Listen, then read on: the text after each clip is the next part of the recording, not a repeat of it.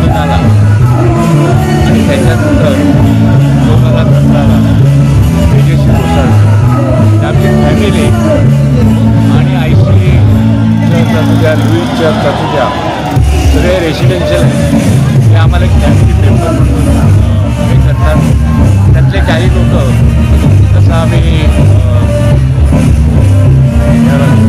आपण फेस्टिवल आम्ही 2-3 साजरे करतो.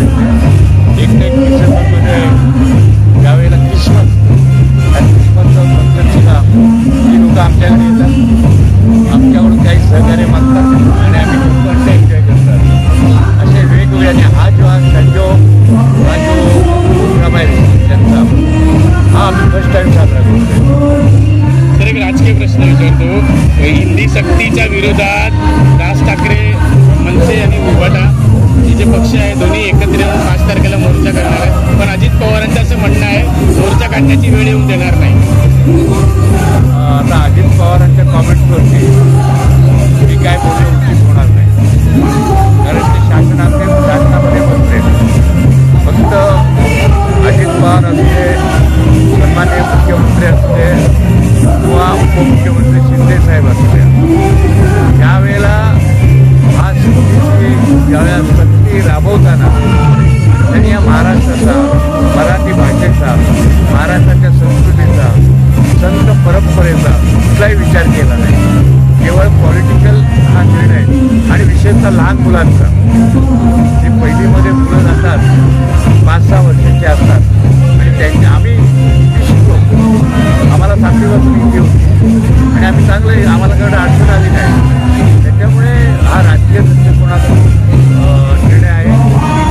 महाराष्ट्राला खच्चीकरण करण्याचं त्यांचं काम चाललेलं आहे आणि त्याला केवळ हा प्रश्न म्हणून नाही, पण या महाराष्ट्रामध्ये ज्या पद्धतीनं शिवसेना फोडली, राष्ट्रवादी पवारसाहेबांची फोडली, ईडीचा वापर केला, अनेक संस्थांचा वापर करून, न्यायालयाचा वापर करून आमचे चिन्ह घेतले, आमचे बाळासाहेबांना त्यांनी घेतलं.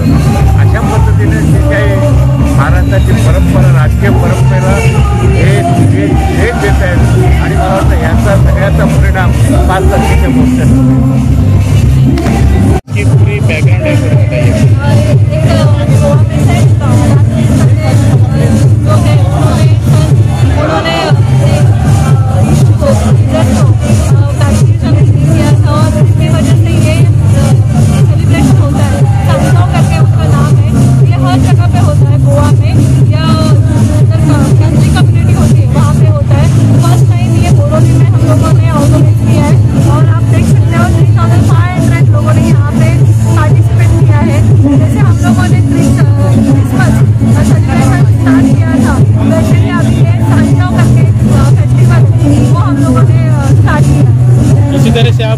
भविष्य में भी करना चाह रहे हो?